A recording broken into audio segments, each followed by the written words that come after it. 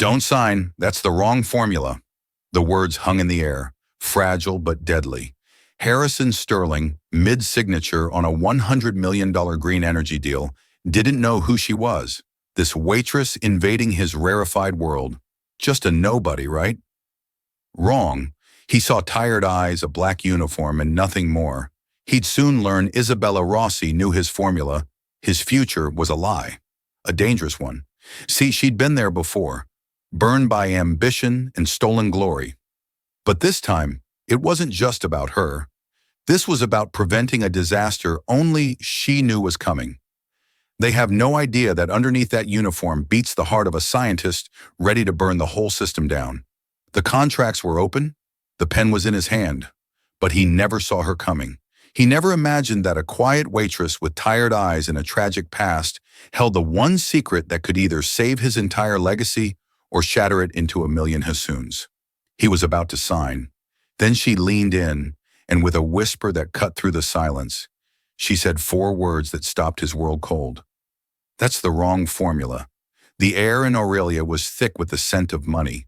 Not the crisp, vulgar smell of new bills, but the ancient ingrained aroma of generational wealth, a subtle perfume of truffle oil, vintage leather, and effortless power.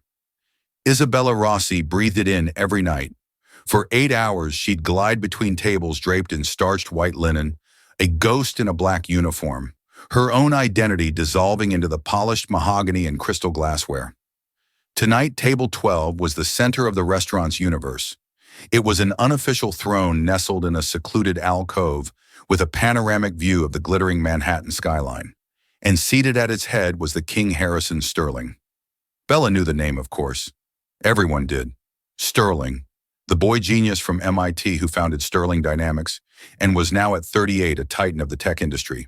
His face, usually seen on the cover of Forbes or Wired, was even more intense in person. Sharp jaw eyes the color of a stormy sea, and an aura of restless energy that seemed barely contained by his bespoke Tom Ford suit. He wasn't just in the room, he owned the space it occupied.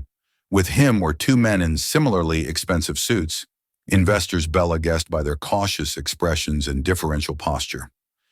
These were Mr. Davenport, a silver-haired patriarch of an old banking family, and Kenji Tanaka from a Tokyo-based venture capital fund. But Bella's attention was drawn to the 4th man, Dr. Robert Kendrick Sterling's head of R&D. He was pining, his chest puffed out, basking in the glow of his boss's success. Bella had served them their appetizers, a delicate seared scallop dish, and was now refilling their water glasses, her movements practiced and invisible. It was a skill she had perfected to be present, but unseen to hear everything and register nothing. The efficiency is unprecedented. Harrison Kendrick was saying, his voice a little too loud. The Sterling-Kendrick catalyst, and I do appreciate the joint credit, truly will reduce the energy cost of electrolysis by 60%. This isn't incremental. This is a paradigm shift.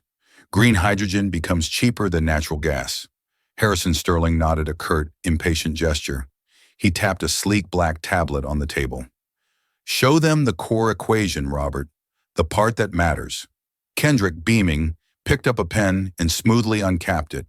He grabbed a thick linen napkin, a minor sacrilege in a place like Aurelia, and began to write. Bella's heart gave a strange, painful lurch. It was an echo from a life she had buried 6 years ago. A life of whiteboards, quantum mechanics, and the thrilling pursuit of discovery. A life before the betrayal, before the debt, before this black uniform became her skin. She tried to look away to focus on the condensation of the water pitcher in her hand. It's not your world anymore, Bella. But she couldn't. Her eyes were drawn to the elegant flowing script on the napkin. Kendrick was explaining his work with condescending simplicity. It boils down to maximizing the probability of quantum tunneling for the proton transfer. We manipulate the electron spin state of the platinum-iridium lattice, the equation governing the catalytic efficiency. I is what secures our patent. He finished with a flourish, sliding the napkin to the center of the table. Mr. Davenport and Mr. Tanaka stared at the equation with the polite, uncomprehending reverence of men who dealt in dollars, not Daltons. Sterling, however, studied it with fierce intensity. And the quantum tunneling probability function. See, it's stable across all temperatures and pressures we've modeled, ironclad, Kendrick said, with a smug smile. That's the secret source. My own proprietary work. Bella froze. Her hand holding the heavy picture trembled almost imperceptibly. Her gaze was fixed on the last term of the equation, pus S. She could see the full notation in her mind, the complex interdigile she had spent 2 years of her PhD program deriving. The world around her fell away. The clinking of cutlery, the murmur of conversation, the city lights outside the window. It all vanished. She was back in a dusty university lab smelling of ozone and old coffee. She was standing in front of a whiteboard, her hand covered in marker dust, arguing passionately with her advisor, Professor Albright. She remembered the exhilarating moment of breakthrough, the elegant simplicity of the final proof, her secret source. And it was wrong. Not just slightly off, catastrophically wrong. She had discovered the error herself a week before she was set to defend her thesis. A subtle yet fatal miscalculation in the electron density variable SAUR. When corrected, it didn't just reduce the efficiency. Under high-pressure conditions, the whole reaction became unstable. It created a volatile, explosive byproduct. She had told Albright. He had dismissed her concerns, called it pre-defense jitters. 2 weeks later, he published her original flawed research under his own name, in Kendrick's, his former postdoc student. Her name was nowhere. The academic board sided with the tenure professor. Broken and buried in legal threats, she couldn't afford to fight. She dropped out, disappearing into the anonymity of the service industry.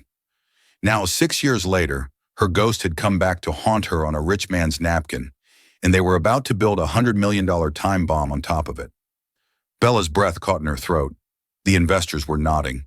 Harrison Sterling was reaching for the portfolio of contracts Mr. Davenport had slid across the table. A M-Lank pen appeared in his hand. The deal was seconds from being done. She could say nothing. She could let it happen. It wasn't her problem. She was just a waitress fired for disrupting a high-profile dinner. Blacklisted. Who would believe her? But she saw the headline in her mind. Sterling Dynamics plant explosion kills dozens. She saw the smug look on Kendrick's face. A man getting rich and famous off a lie that would get people killed. The old fire, the one she thought had been extinguished by years of grief and exhaustion, roared to life in her chest. Harrison Sterling uncapped the pen. The soft click echoed in the sudden silence of Bella's world. She moved before she could second guess it herself. Her feet carried her forward silent on the plush carpet. She leaned over Sterling's shoulder, her professional waitress smile, a mask of stone, as if to ask if he needed more bread. Her voice was a ghost of a whisper meant for him alone, a tiny pinprick in the monumental silence of the deal. Mr. Sterling, she breathed her lips just inches from his ear. Don't sign. That's the wrong formula. The world didn't stop, but for Harrison Sterling, it felt like it did. His universe was one of data control and calculated risks. It operated on a set of rigid, predictable principles. A waitress, an anonymous cog in the service machine of a restaurant he'd probably never visit again, did not whisper cryptographic warnings about quantum chemistry in his ear. It was a variable he couldn't compute. His hand holding the pen froze millimeters above the signature line. For a fraction of a second, his mind refused to process the words, dismissing them as an auditory hallucination. He half-turned his stormy eyes, locking onto Bella's. He saw a young woman, maybe late 20s, with dark, intelligent eyes that held a depth of seriousness utterly at odds with her role. There was no hint of a prank, no trace of madness. There was only a calm, terrifying certainty. "What did you just say?" His voice was low, a dangerous rumble beneath the surface of the conversation. The other 3 men at the table looked up, their polite smiles faltering. The spell was broken. Mr. Davenport lowered his glasses. "Is there a problem?" Harrison Bella didn't flinch under Sterling's intense scrutiny. She stood perfectly still, her professional poise unwavering, though her heart was hammering against her ribs like a trapped bird. She had crossed a line from which there was no return. "My apologies, sir," she said, her voice still quiet, but clear and steady. "I misspoke." She began to retreat, the survival instinct, screaming at her to flee, but Sterling wasn't letting go. He hadn't become a billionaire by ignoring anomalies. "No," he said, his voice sharp enough to cut glass. "You didn't misspeak." "Say it again." Dr. Kendrick scoffed, a bubble of indignant laughter escaping his lips. "Harrison, what is this?" "The staff is interrupting." He shot Bella a look of pure venom, a glare that said, "You are fired before you even reach the kitchen." Bella's eyes flickered to Kendrick, and in them Harrison saw a flash of something he didn't expect. Not fear, but contempt. It was the look of a superior, not a subordinate. She met Harrison's gaze again. "The final term," she said, her voice dropping back into a whisper. "The probability function for the tunneling event, Puku. It's incorrectly defined. It doesn't account for relativistic effects on the electron shell at high energy states. It assumes a static electron density. It's not static." The room went completely silent. Mr. Davenport and Mr. Tanaka exchanged bewildered looks. They were fluent in profit margins and market caps, not quantum mechanics. Kendrick's face, which had been a mask of smug triumph, began to drain of color. He looked at Bella as if she were an apparition. That's absurd. Who are you to question my work? This is the most advanced research in the field." "It's stolen research," Bella said, the words falling from her lips before she could stop them. The dam of her restraint had broken, and the person you stole it from realized the mistake 6 years ago. Under pressure, the catalyst won't just be inefficient, it will become unstable. The entire reaction will cascade. You're not building a green energy solution, Dr. Kendrick. You're building a bomb. Every word was a perfectly aimed dart, and they all hit their mark. Harrison Sterling's eyes narrowed, shifting from Bella's resolute face to Kendrick's suddenly panicked one. Kendrick was sweating. A single bead rolled down his temple. He opened his mouth, but only a strangled noise came out. That single physiological sign of fear was more damning than any confession. Harrison slowly, deliberately capped his Mont Blanc pen. The click was like a gunshot in the silent alcove. He placed it neatly beside the unsigned contract. "Gentlemen," he said to his investors, his voice a chillingly calm sea after a storm, "it appears we need to pause for a moment to verify a technical query. My sincerest apologies for the interruption. Please enjoy a dessert on me, Robert." He snapped his gaze, locking onto his scientist. "Stay here." He stood up, his tall frame commanding absolute authority. He looked at Bella. "You with me now?" He didn't wait for an answer. He turned and strode out of the alcove, expecting her to follow. Bella felt 100 pairs of eyes on her as she placed the water pitcher on a nearby service stand, her hands moving with an automated grace she didn't feel. Her manager, a perpetually stressed man named Francois, was already power-walking towards her, his face a thundercloud. "Rossi, what in God's name do you think you're doing?" he hissed. Before she could answer, Harrison Sterling's voice cut across the dining room. He had stopped at the entrance, turning back. He didn't shout, but his voice carried an unmistakable weight that silenced the entire restaurant. "She's with me, Francois," he said, using the manager's name with a familiarity that was both a shock and a threat. "Add any damages to my bill." Francois froze mid-stride, his mouth agape. Bella straightened her apron, took a deep breath, and walked away from her table, away from her job, away from the life she had been hiding in.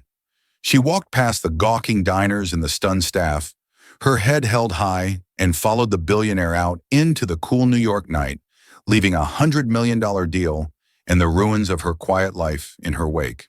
The gilded cage was behind her, but she had no idea what lay ahead. The ride in Harrison Sterling's Maybach was a silent, tension-filled journey through the neon-streaked canyons of Manhattan. The car's interior was a cocoon of silent, opulent leather, a world away from the clatter of the restaurant kitchen. Bella sat opposite him, her hands folded in her lap, the simple black fabric of her uniform seeming out of place against the plush cream upholstery. She could feel his eyes on her, analytical and piercing, as if he were trying to deconstruct her into her base components. He didn't speak until they were ascending in a private high-speed elevator in a sleek glass tower in the financial district. The building was home to the global headquarters of Sterling Dynamics. "What's your name?" he asked, his voice flat. "Isabella Rossi, and you're a waitress." It wasn't a question. It was a statement of fact that he was trying to reconcile with the impossible event that had just occurred for the past 5 years. Yes, And before that, the elevator doors opened into a sprawling minimalist office. It was more like an art gallery than a workspace, with floor-to-ceiling windows offering a godlike view of the city. A single massive desk made of polished obsidian stood in the center. Bella hesitated, the ghosts of her past swirling around her. Before that, I was a doctoral candidate in computational chemistry at Caltech. Harrison stopped and turned to face her fully. A flicker of understanding crossed his features. Caltech. Who was your advisor? Dr. Marcus Albright. The name landed with a quiet thud. Harrison knew him. Albright was a star in the academic world, frequently collaborating with private industry. I've read his work, Harrison said slowly, including his 2019 paper on proton transfer catalysis. The one he co-authored with a postdoc, Robert Ken. Kendrick Bella's silence was her confirmation. The air crackled with unspoken implications. That paper, Harrison continued, his voice dangerously soft, was the theoretical foundation for our entire green hydrogen project. It was based on a flawed premise, Bella said, her voice finally finding its strength. A flaw I found and reported to Albright a week before he published. He stole my thesis, removed my name, and published it with Kendrick. Harrison stared at her, his mind racing, piecing together the ugly puzzle, the ambitious professor, the eager postdoc, the brilliant but naive graduate student. It was a story as old as academia itself. Why didn't you fight it? He asked, his tone less an accusation and more a genuine inquiry, with what Bella's laugh was brittle. I was a 24-year-old student with $50,000 in debt. He was a tenured department head with the full backing of the university. Their lawyers would have buried me. So I did the only thing I could. I disappeared. He led her to a conference room adjacent to his office. With a tap on a glass wall, it frosted over, becoming opaque. He gestured for her to sit at the long empty table. He remained standing, pacing like a catooled panther. Tonight at that table, I was about to commit $100 million from my investors and leverage the future of my company on that formula, he said, thinking aloud. If you are right, you didn't just save me from a bad investment. You saved my entire company from catastrophic failure and public disgrace. If you are wrong, you're a lunatic who just cost me the biggest deal of my life for nothing. He stopped pacing and leaned on the table, his hands flat, his face close to hers. So, Isabella Rossi, former Caltech prodigy, I need to know. How certain are you? 100%, she said without a moment's hesitation. The math doesn't lie. Dr. Kendrick's math is lying. Prove it. It was the ultimate challenge. For the next hour, Harrison Sterling grilled her. He wasn't just a businessman. His own background was in physics and engineering. He threw complex questions at her, citing obscure principles of quantum electrodynamics and material science. He was testing her, pushing her, trying to find a crack in her knowledge. He found none. Bella, freed from the constraints of her waitress persona, came alive. The years of repressed knowledge and passion flooded back. She talked about spin-orbit coupling, about relativistic quantum chemistry, about the limitations of the Born-Oppenheimer approximation in their specific context. She filled a whiteboard with equations, her handwriting swift and confident. The tired waitress was gone, replaced by a razor-sharp scientist.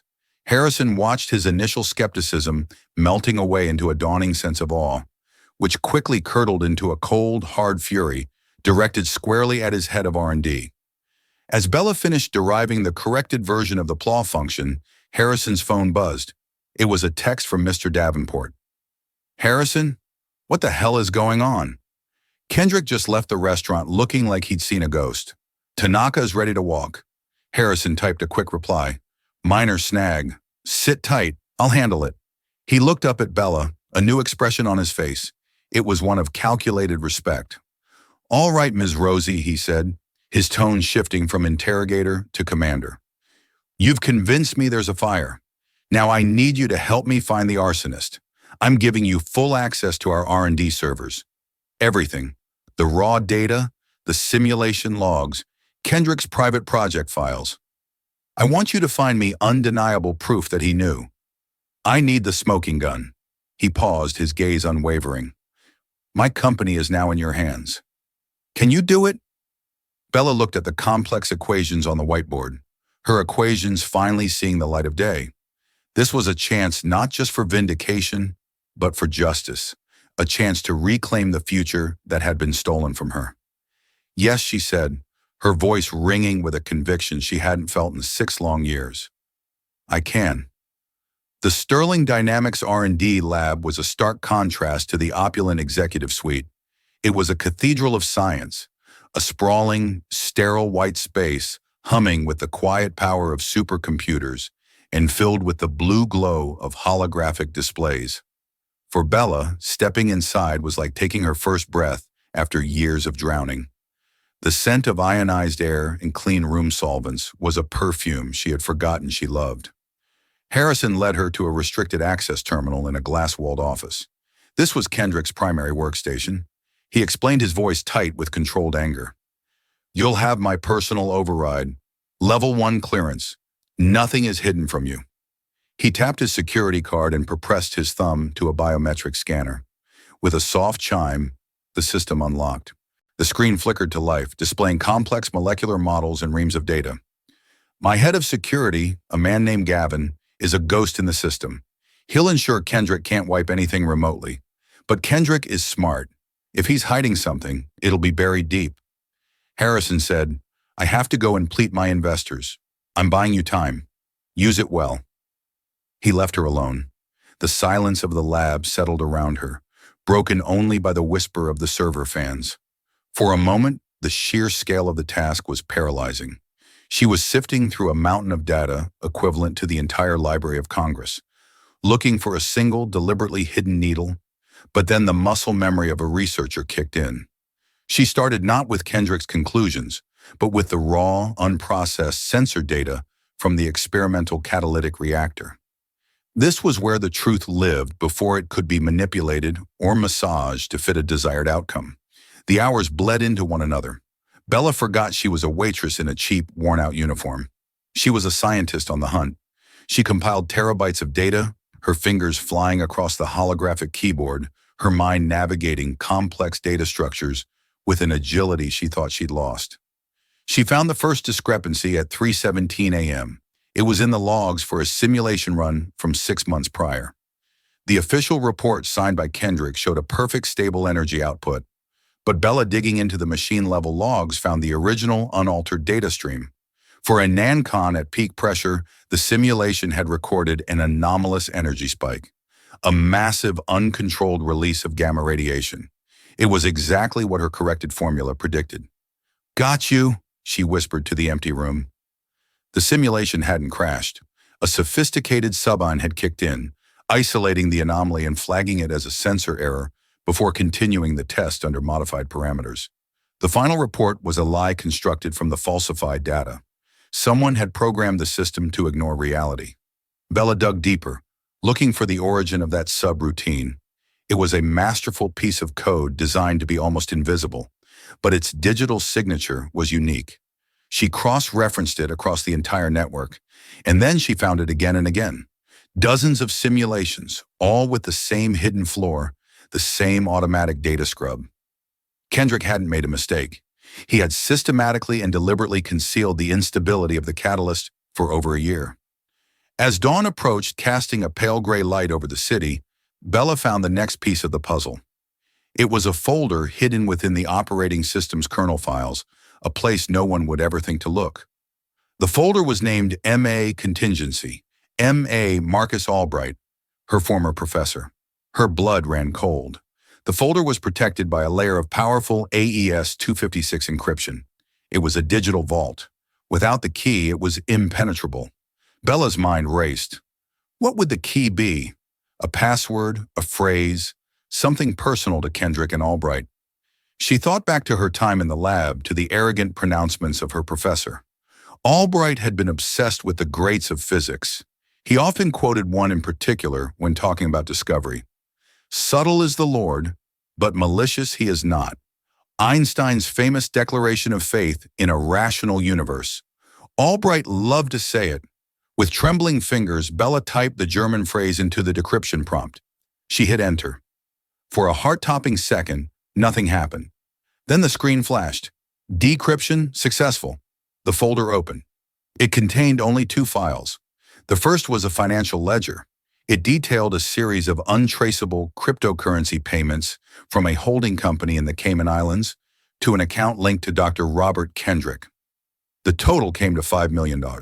The name of the holding company was a simple, chilling anagram: Omnigen, Richard Hayes' company, Sterling's biggest rival. The second file was a short audio recording. Bella clicked on it. The voice that filled the silent office was unmistakable. It was Dr. Kendrick speaking to Richard Hayes. "The deal is set for tomorrow night," Kendrick's voice said, tiny and conspiratorial. "Sterling will sign. The investors will be locked in. Once they break ground on the first plant in Arizona, we give the data to our contact at the EPA. The anonymous tip. We show them the instability. Sterling Dynamics will be buried in lawsuits and regulatory hell. The stock will collapse. You'll be able to acquire their entire patent portfolio, including the real stable formula for pennies on the dollar." There was a pause, then Richard Hayes' smooth, predatory voice. "And the stable formula? You're sure you have it?" "Of course," Kendrick replied, and the next words hit Bella like a physical blow. Albright's little protege figured it out years ago, just before he pushed her out. He's been sitting on it ever since. The corrected pool function. It's a work of art. The key was adjusting the sigma value for relativistic effects. A small change, but it makes all the difference. Bella sank back into the chair, her breath knocked out of her. It was all there. The sabotage, the corporate espionage, the theft of her work, not once, but twice. Kendrick wasn't just hiding a flaw. He was planning to sell the cure to the highest bidder after the company he worked for was a smoking crater. She saved the audio file and the ledger to a secure external drive. She had her smoking gun. In fact, she had an INA-2 tire arsenal. Just as she was about to call Harrison, an alert flashed in the corner of her screen. "Security warning. Unauthorized Level 1 access detected. Sector 7G. Someone else was in the system with the same clearance level as her." She checked the access logs. The credentials weren't Harrison's. They were Kendrick's, but he was supposed to be locked out. Then she saw it. A remote deletion command was being executed, targeting the kernel directory where she'd found the encrypted folder. He was trying to cover his tracks. Gavin Harrison's security chief would stop him, but it would take a few seconds. In those seconds, the original files could be wiped forever. Bella didn't hesitate.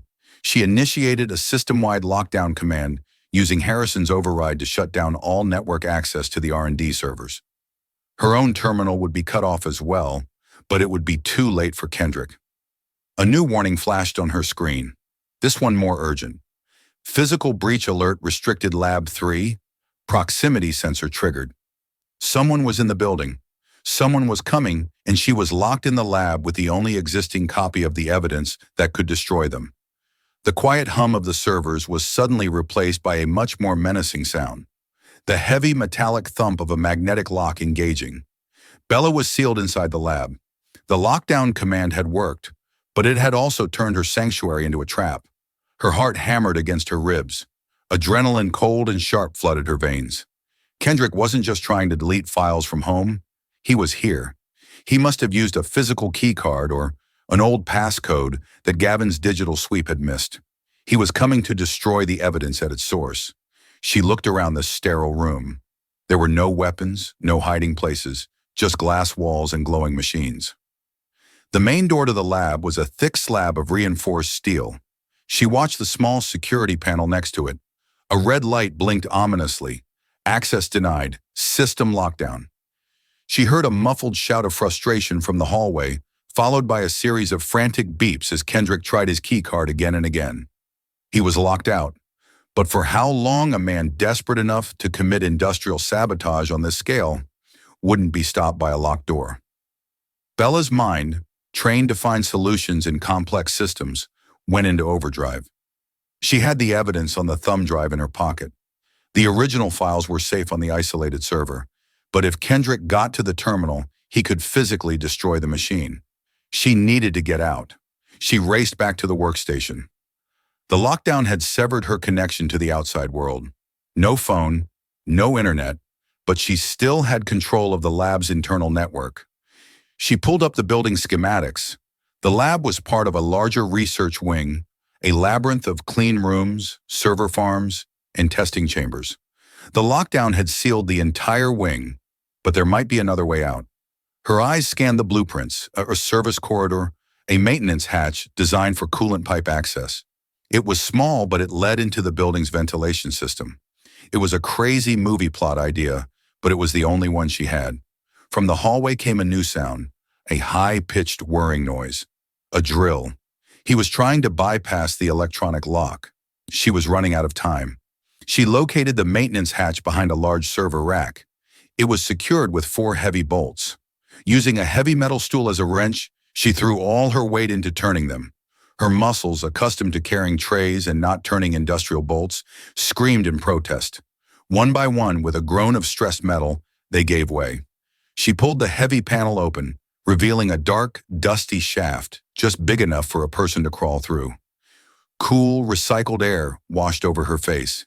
She hesitated for a second, then hoisted herself inside, pulling the heavy panel closed behind her. Total darkness. The air was cold and smelled of dust and machine oil. She was in the guts of the skyscraper. Using the light from her phone, which had no signal but still worked as a flashlight, she began to crawl. The sounds of Kendrick's drill faded behind her, replaced by the deep, rhythmic hum of the building's life support. The schematics she had memorized were her only guide. Left at the first junction, then right past a massive air circulation fan that churned the air with terrifying force. It was a claustrophobic nightmare, but the drive in her pocket felt like a talisman pushing her forward. She was aiming for a vertical shaft that she hoped would lead down to the lower, non-secured floors. As she crawled, her mind kept replaying the audio file. Albright's little protégé figured it out years ago. The casual, dismissive cruelty of it fueled her resolve. This wasn't just about Harrison Sterling's company anymore. It was about reclaiming her own name. Suddenly, her phone screen went black. The battery was dead. The darkness was absolute. The humming of the fans seemed to grow louder, more menacing. Panic, cold and suffocating, began to close in. She was lost, blind, in a metal maze, 60 stories above the ground. She fought it down, forcing herself to breathe slowly. She could still feel the flow of air. The schematics were burned into her brain. She kept crawling, navigating by touch and memory. After what felt like an eternity, her hand touched a different texture. A ladder. The vertical shaft. Relief washed over her so intensely her knees went weak. She began to climb down, her hands and knees scraped raw by the rough metal. She descended 2 floors before her foot hit a solid surface. Another access panel. She pushed. It swung open with a rusty creak, flooding her eyes with the dim artificial light of a deserted office floor. She tumbled out, covered in dust and grease, her waitress uniform torn and stained. The floor was empty, a sea of dark cubicles. It was a sales department, an entirely different section of the building. She had made it out of the lockdown zone. She ran for the emergency stairwell, her footsteps echoing in the cavernous silence. She burst through the door and didn't stop running, taking the stairs 2 at a time, descending floor after floor. As she reached the ground-level lobby, she saw them. Harrison Sterling, flanked by 2 formidable-looking security guards, was arguing with the night shift staff. He looked frantic, his usual composure completely gone. "Miss Rosie Isabella," he shouted, his voice filled with a mixture of raw panic and immense relief as he saw her emerge from the stairwell. She stumbled towards him, exhausted but triumphant, and held up the small black thumb drive. "I have it, Mr. Sterling," she gasped, her voice. "I have everything." Just as he took the drive from her hand, the lobby elevator chimed. The door slid open. Standing inside was Dr. Robert Kendrick. His face was pale, his suit disheveled, and his hands were covered in grease. In one hand, he clutched a portable drill. His eyes widened in shock as he saw Bella standing with Harrison. He looked from her to the drive in Harrison's hand and back to her face. In that single silent moment, he knew he was finished. His desperate gamble had failed. He made a sound, a choked, guttural cry of despair, and lunged. Not for Harrison or the drive, but for Bella. It was a purely instinctual, hateful act, an attempt to destroy the person who had brought his world crashing down. But he never reached her. Harrison's security guards moved with startling speed, intercepting him in a blur of motion. They tackled him to the marble floor with a sickening thud. The drill clattered away across the polished surface. The great Dr. Robert Kendrick, the man who had almost duped the world, was reduced to a writhing, defeated figure on the lobby floor of the company he had tried to destroy. Harrison ignored the commotion. He looked at Bella at her torn clothes and the exhaustion etched on her face. He saw not a waitress, but a warrior. "Let's go finish this," he said, his voice quiet, but filled with the promise of a reckoning. The emergency board meeting was convened in the main conference room on the 60th floor, the very room Bella had been in just hours before. The sun was now fully up, casting long, dramatic shadows across the city. The mood, however, was dark and stormy. Mr. Davenport and Kenji Tanaka sat at the long obsidian table, their faces grim. They had been summoned by Harrison in the pre-dawn hours, with a message that was both cryptic and alarming. They looked exhausted, confused, and deeply skeptical. $100 million deal didn't get paused by a waitress without serious consequences. Bella sat beside Harrison at the head of the table. She had been given a chance to clean up in a private washroom, but she had refused to change out of her torn and grimy waitress uniform. It was a statement. It was who she was when this began, and she would wear it as a badge of honor at the end. The door opened, and two of Harrison's security guards escorted a pale, haggarded-looking Dr. Kendrick into the room. His wrists were in silver handcuffs. They sat him down at the far end of the table opposite Harrison. The silence was heavy enough to bend steel. "Gentlemen," Harrison began, his voice cold and precise, "I apologize for the dramatics of the past few hours. When we last spoke, a serious allegation was made against the integrity of our project. I felt it was my duty to investigate it thoroughly before proceeding." He nodded towards Bella. "This is Isabella Rossi. She is the individual who brought this matter to my attention. She is also, as it turns out, the true architect of the foundational theory our entire project is based upon." Davenport and Tanaka stared at Bella, their expressions a mixture of disbelief and dawning curiosity. "That's preposterous," Kendrick spat from the end of the table, his voice cracking. "She's a nobody, a disgruntled, failed student trying to blackmail her way into a fortune." Harrison ignored him. He slid a tablet to the center of the table. "Robert, you're right about one thing. Ms. Rosie is a brilliant scientist. So brilliant, in fact, that she not only identified the flaw in your formula, she also found where you buried the evidence of your fraud." He tapped the tablet. A file directory appeared on the large screen at the end of the room. It showed the contents of the MA contingency folder. As you can see, Harrison continued, his voice dripping with ice. Dr. Kendrick was not merely incompetent, he was malicious. He knew the catalyst was unstable. He systematically programmed our simulation software to fake the results and hide the danger. He played the audio file. Kendrick's conspiratorial voice filled the conference room, laying out the entire plot to bankrupt Sterling Dynamics and sell the corrected formula to Omnium. When Richard Hayes' voice came on, Kenji Tanaka let out a sharp, angry hiss. Omnium had been a thorn in his own firm's side for years. When the recording ended, the silence was absolute. Kendrick had shrunk in his chair, his face ashen. Mr. Davenport looked like he had been punched in the gut. "The $5 million in cryptocurrency has already been traced," Harrison said calmly. "Half went to Kendrick. The other half went to his accomplice, Dr. Marcus Albright at Caltech, who provided him with the corrected formula. Miss Rosie's corrected formula, which they planned to sell after my company was in ruins. Kendrick finally broke.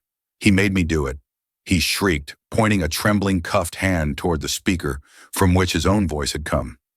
"Hayes," he approached me. "He knew about the floor. Albright told him they said Sterling was a fool and I was wasting my talent. They offered me everything." His voice trailed off into a pathetic sob. "Harrison."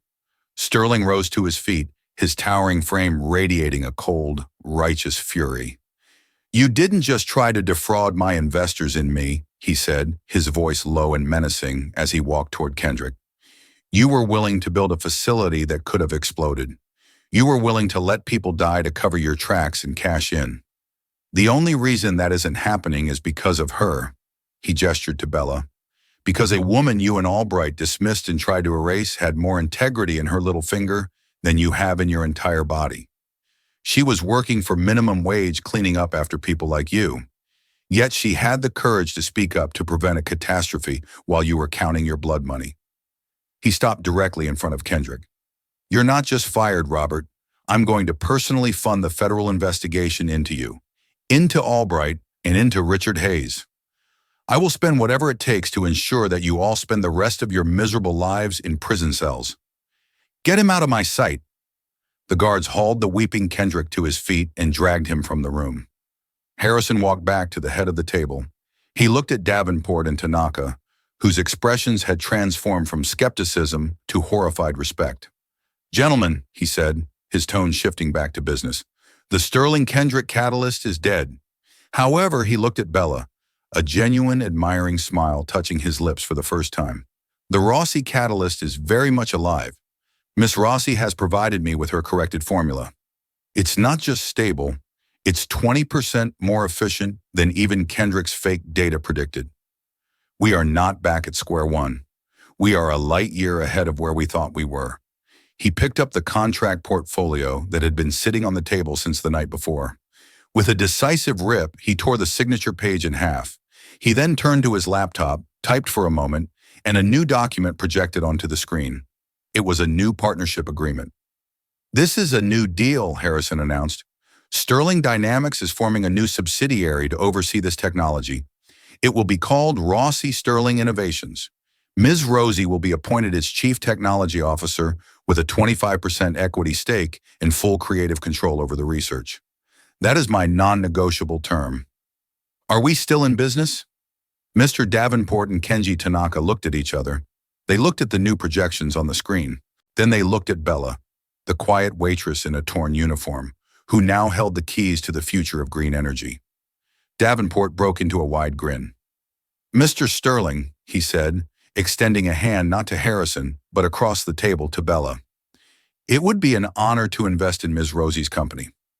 6 months later, Isabella Rossi stood in a lab that made the one at Sterling Dynamics look like a high school chemistry classroom. The Rossi Sterling Innovation Center was a testament to what could be achieved when brilliance was given the resources it deserved. Sunlight streamed through vast three-story windows, glinting off state-of-the-art equipment that Bella herself had handpicked. She wore a crisp white lab coat over a simple but elegant dress.